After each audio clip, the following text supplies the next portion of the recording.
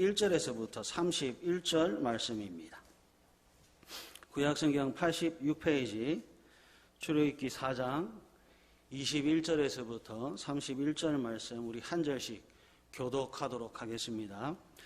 여호와께서 모세에게 이르시되 내가 애굽으로 돌아가거든 내가 내 손에 준 이적을 바로 앞에서 다 행하라. 그러나 내가 그의 마음을 완악하게 한즉 그가 백성을 보내주지 아니하리니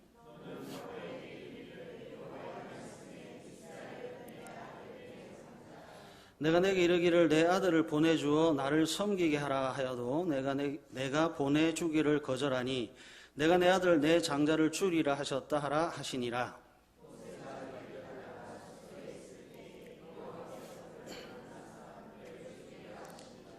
시보라가 돌칼을 가져다가 그의 아들의 포피를 베어 그의 발에 갖다 대며 이르되 당신은 참으로 내게 피난편이로다 하니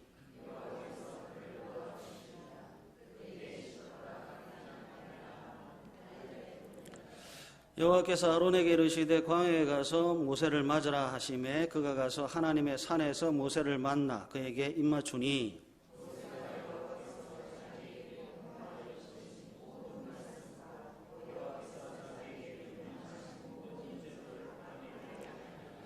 모세와 아론이 가서 이스라엘 자손의 모든 장로를 모으고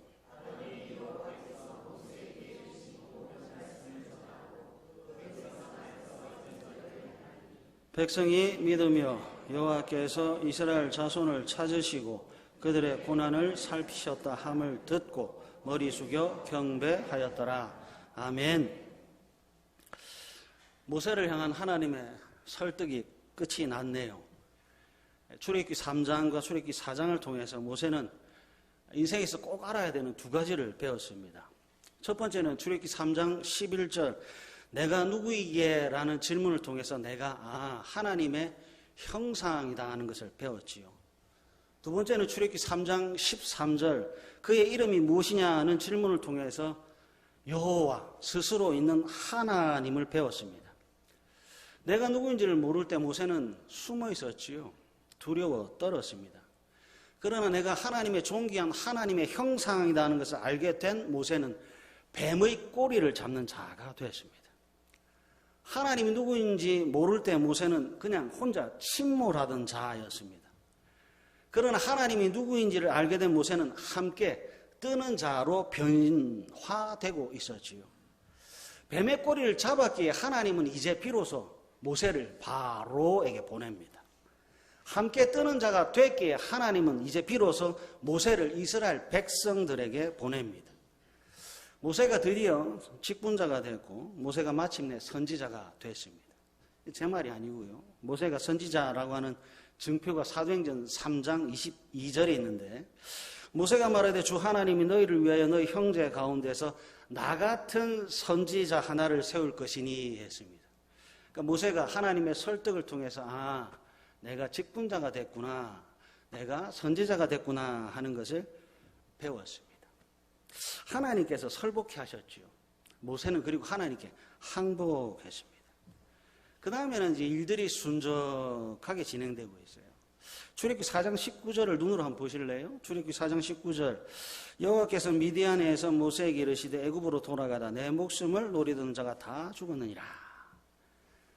이제 모세의 가슴에 응어리져 있던 작은 두려움, 걸림돌조차 이제 하나님께서 제거해 버리셨습니다. 내 목숨을 노리던 자가 다 죽었습니다. 그래서 모세가 홀가분한 마음으로 출발을 했습니다. 모든 것이 만사형통이고 일사천리로 이루어지고 있습니다. 그런데 갑자기 하나님께서 모세를 죽이려고 합니다. 출애굽기 4장 24절인데요. 출애굽기 4장 24절 우리 다 같이 한번 읽겠습니다. 시작. 모세가 길을 가다가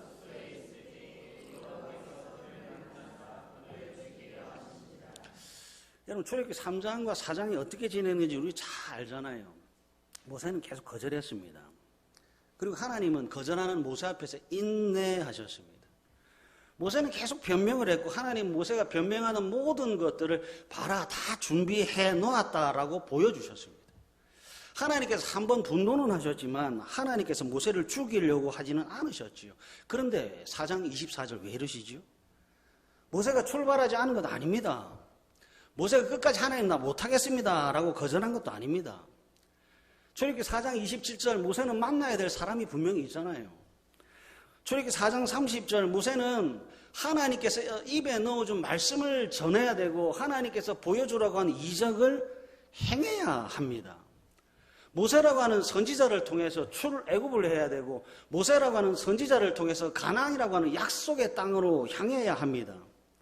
그럼 보십시오. 출애굽기 4장 24절은 아무것도 되지 않은 상태잖아요. 출애굽도 하지 않았고 이적을 행하지도 않았고 약속의 땅 가나안으로 출발하지도 않았습니다. 그런데 하나님께서 갑자기 모세를 죽이려고 합니다. 궁금해요.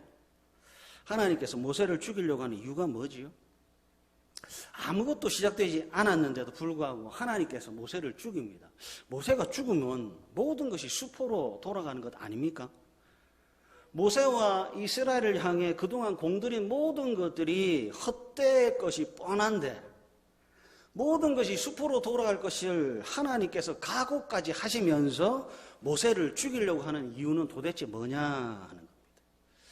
그 이유가 출애굽기 4장 25절 26절입니다. 우리 출애굽기 4장 25절 26절 다 같이 읽습니다. 시작. 시보라가 돌칼을 가져다가 그의 아들의 포피를 베어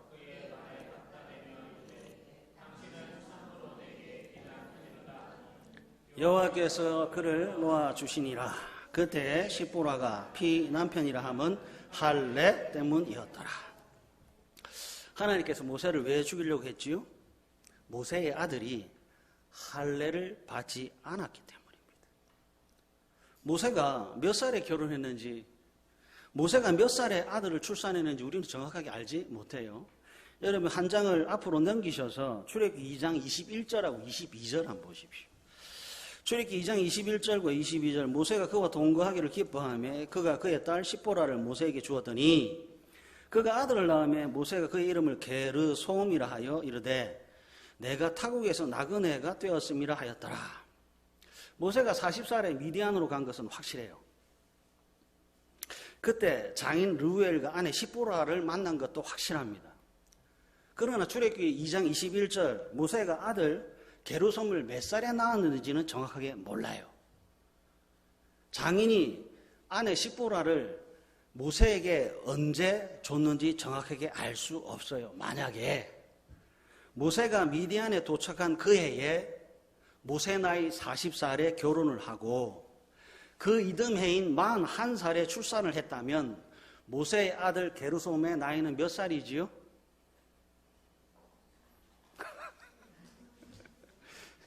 지금 40년이 지났거든요. 그러면 게르솜의 나이는 40살입니다. 적은 나이가 아니잖아요. 지금 나이에 많고 적음이 아니라 여러분 할례예요. 나이가 40이 됐는데 할례를 하지 않았대요. 그래서 여기서 질문합니다. 모세의 아들이 할례를 받지 않은 것이 모세가 죽을 만큼 중대한 범죄입니까? 아들의 나이 만이 될 동안 할례를 시키지 않은 것이 아버지 모세가 하나님의 심판을 받아 죽임을 당할 만큼 대죄입니까? 이스라엘 백성들이 언제 사형을 당하는가 제가 조사를 해봤더니 첫 번째 살인하면 죽임을 당합니다. 짐승과의 성관계를 가지면 사형을 당합니다. 폐륜 범죄, 아버지와 어머니를 학대하면 사형을 받습니다.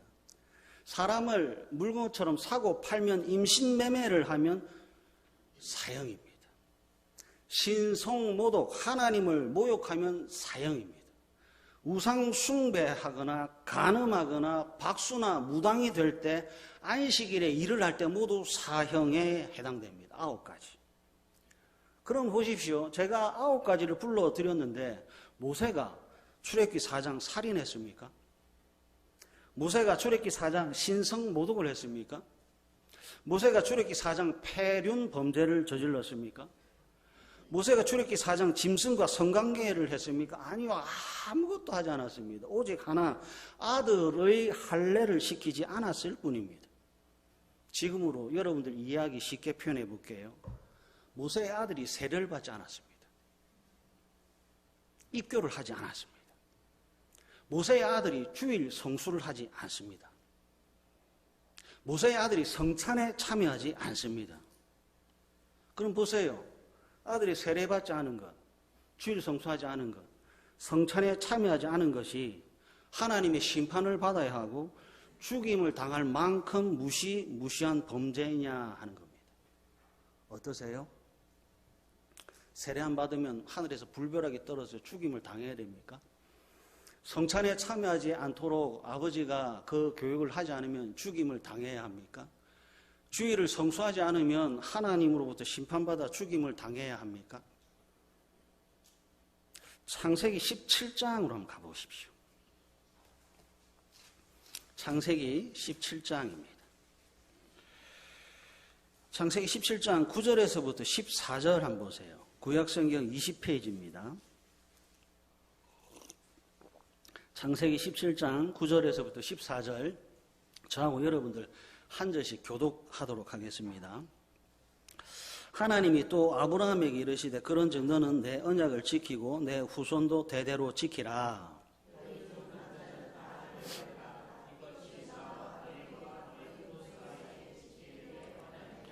너희는 포피를 베어라. 이것이 나와 너희 사이의 언약의 표징이니라.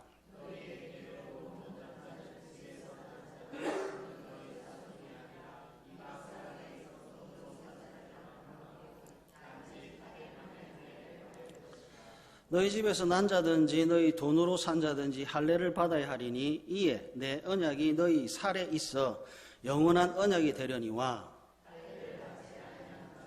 곧 그 포피를 베지 아니하는 자는 백성 중에서 끊어지리니 그가 내 언약을 배반하였음이니라. 이제 하나씩 살펴볼게요. 할례가 뭐지요? 11절 포피를 베는 행위입니다.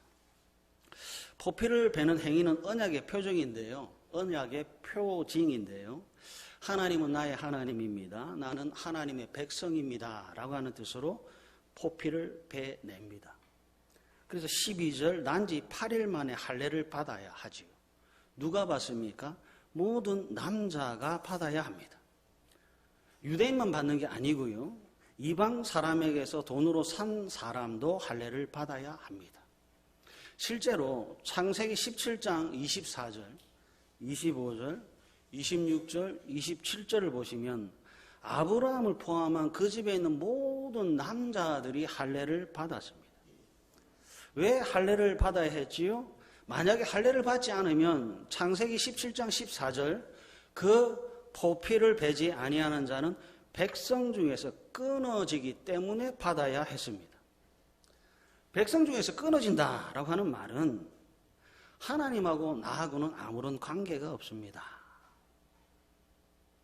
백성 중에서 끊어진다는 말은 하나님하고 나하고 아무런 관계 없습니다.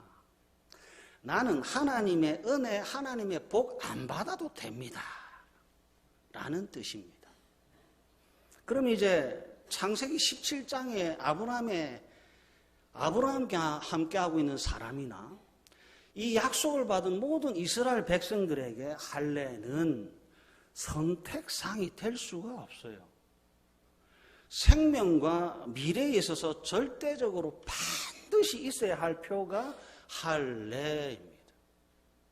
할례를 행한다. 예, 하나님은 나의 하나님입니다. 나는 누가 뭐라고 해도 하나님의 백성입니다. 제가 가난합니다. 제가 힘이 좀 없습니다.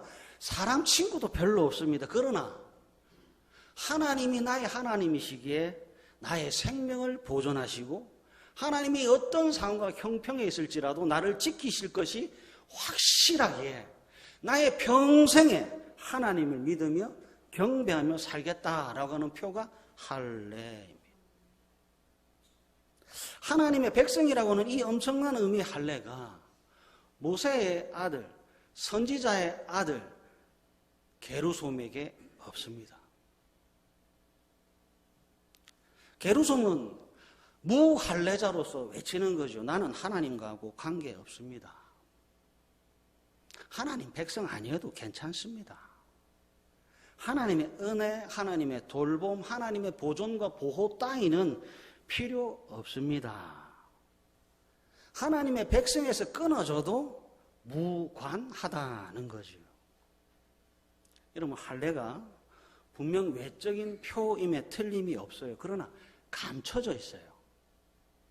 눈에 보이는 표이기는 하지만 평상시 옷 안에 감춰져 있습니다.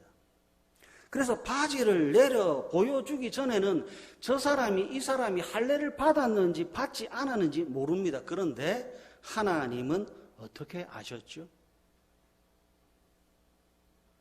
제가 정말 궁금한 것은 하나님이 어떻게 아셨느냐라고 하는 것보다 왜 할례가 없는 게르솜이 아니라 그 아버지 모세가 죽임을 당해야 하느냐에 있습니다. 하나님께서 왜 할례의 표가 없는 게르솜을 때려서 죽이는 것이 아니라 그의 아버지 모세를 죽이려고 하느냐 하는 거죠. 왜 그렇죠? 왜 그렇죠? 모세가 아버지로서 마땅한 의무와 책임을 다하지 않았기 때문에 그렇습니다. 그 포피를 베지 아니하는 자는 백성 중에서 끊어진다라고 하는 사실을 아버지가 게르솜에게 가르쳐주지 않은 거예요. 그래서 하나님께서 모세에게, 선지자에게, 아버지에게 묻습니다. 뭐하고 살았느냐 하는 거예요.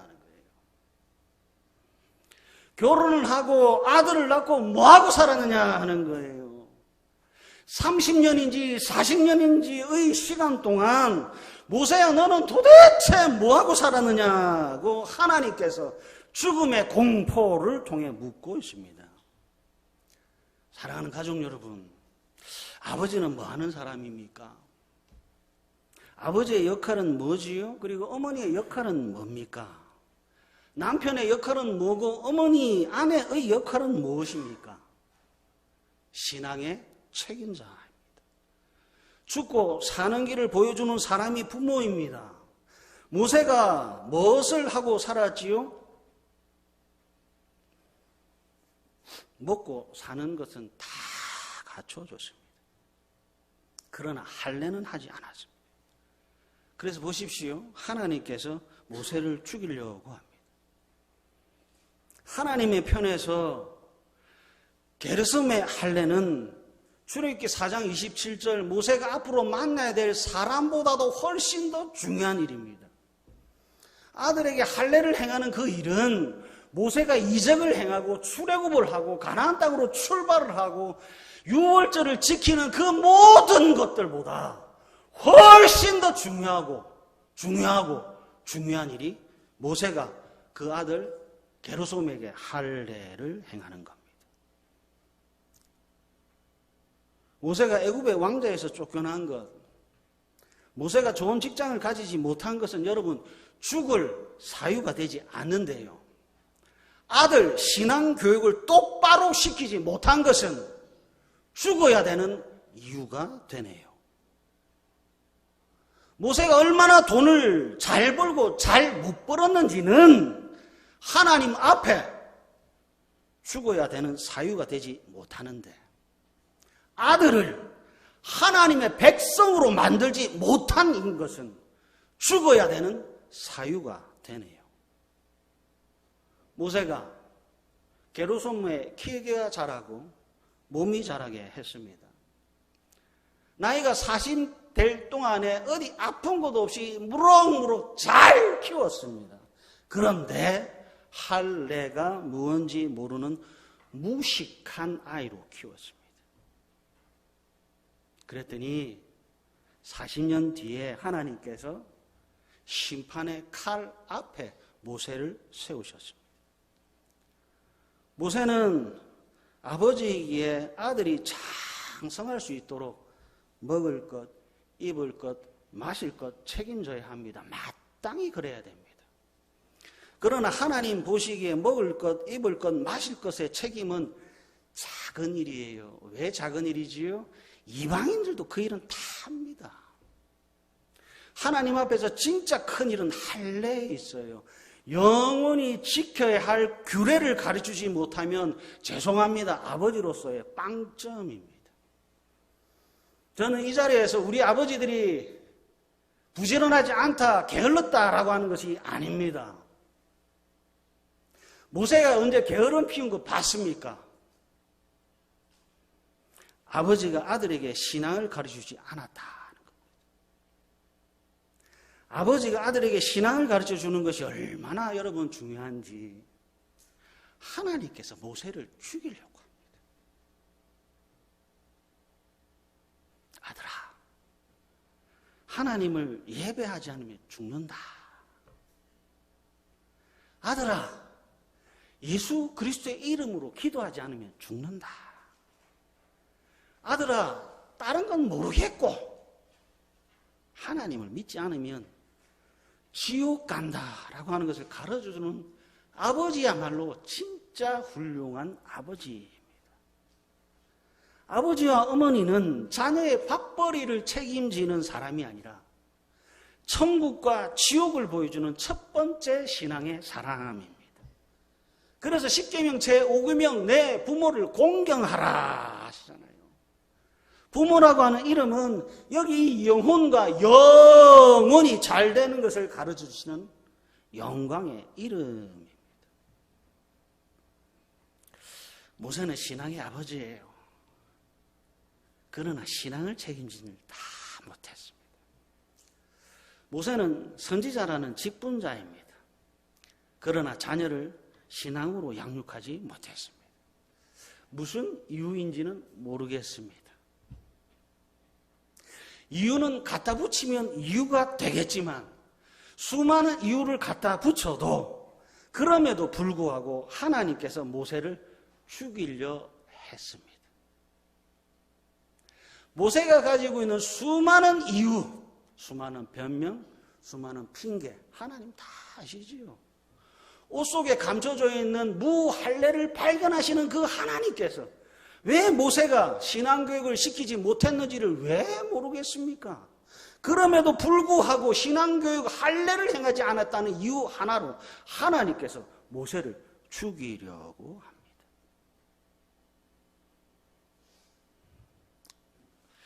교회 안에 30대, 40대, 50대 자녀의 신앙교육에 관심이 참 많이 있습니다.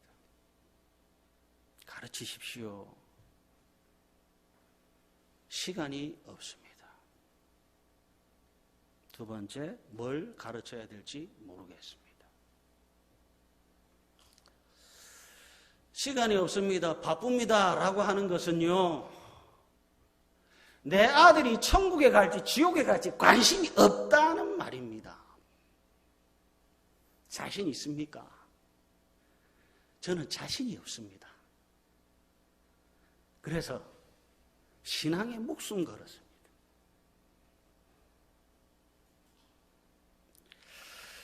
구약의 모세에게만 하나님께서 이렇게 말씀하시느냐? 아니요. 신약도 마찬가지입니다. 디모데전서 3장으로 한번 가보겠습니다.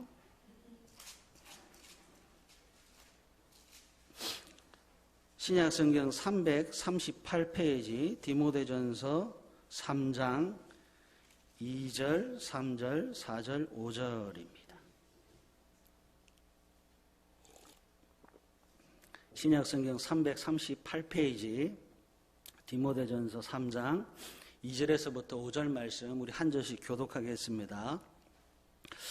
그러므로 감독은 책망할 것이 없으며 한 아내의 남편이 되며 절제하며 신중하며 단정하며 나그네를 대접하며 가르치기를 잘하며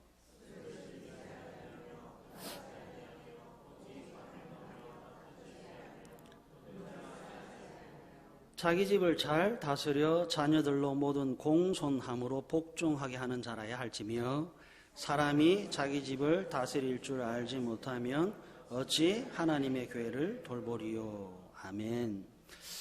교회에서 감독, 장로를 선출할 때 기준을 제시하는 성경의 내용이었습니다. 그 다음에 디모데전서 3장 12절 한번 보실래요? 디모데전서 3장 12절 다 같이 읽습니다. 시작.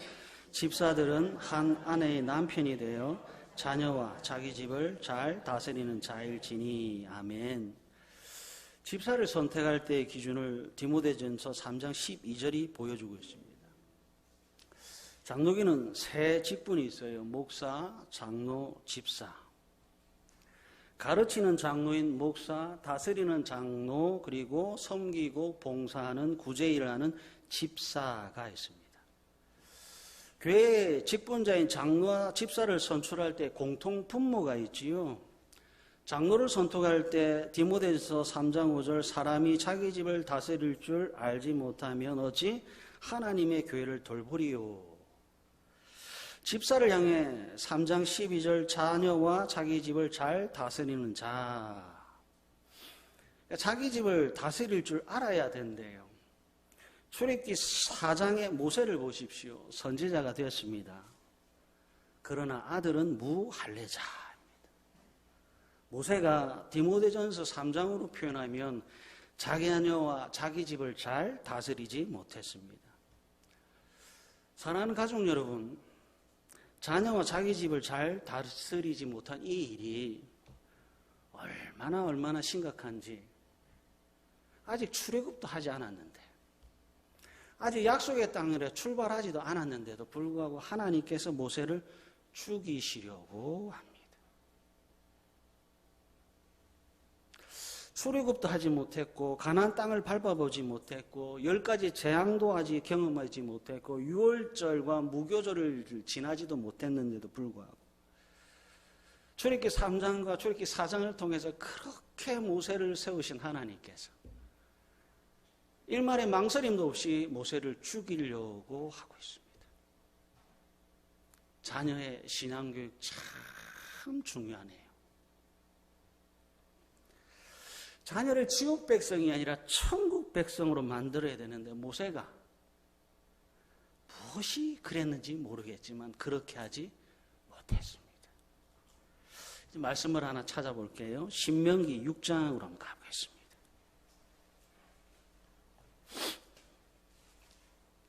신명기 6장 1절에서부터 9절 한번 보십시오. 구약성경 271페이지입니다. 구약성경 271페이지 신명기 6장 1절에서부터 9절 말씀 우리 한 절씩 교독하겠습니다. 이는 곧 너희의 하나님 여호와께서 너희에게 가르치라고 명하신 명령과 규례와 법도라. 너희가 건너가서 차지할 땅에서 행할 것이니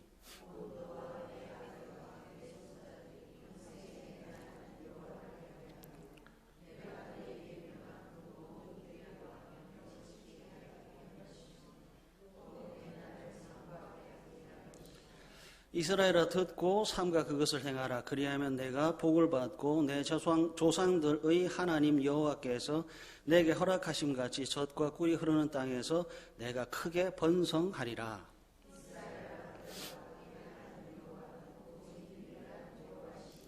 너는 마음을 다하고 뜻을 다하고 힘을 다하여 내 하나님 여호와를 사랑하라. 내 자녀에게 부지런히 가르치며 집에 앉았을 때든지 길을 갈 때든지 누워 있을 때든지 일어날 때든지 이 말씀을 강론할 것이며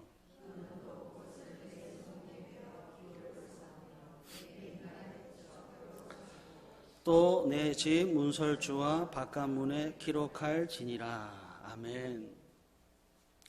클린턴 가드너라고 하는 사회학자가요, 모든 것을 다 잃어도 가정이 있으면 아직 다 잃은 것이 아니지만 모든 것을 다 가져도 가정을 잃으면 모든 것을 다 잃는 것이다 라고 했습니다.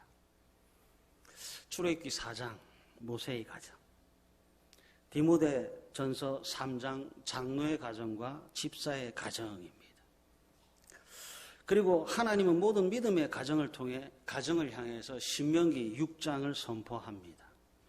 신명기 6장 2절 내 나를 장구하기 위해서, 6장 3절 내가 복을 받도록 하기 위해서, 내가 크게 번성하도록 하기 위해서 하나님께서 모든 믿음의 아버지를 향해 외치십니다.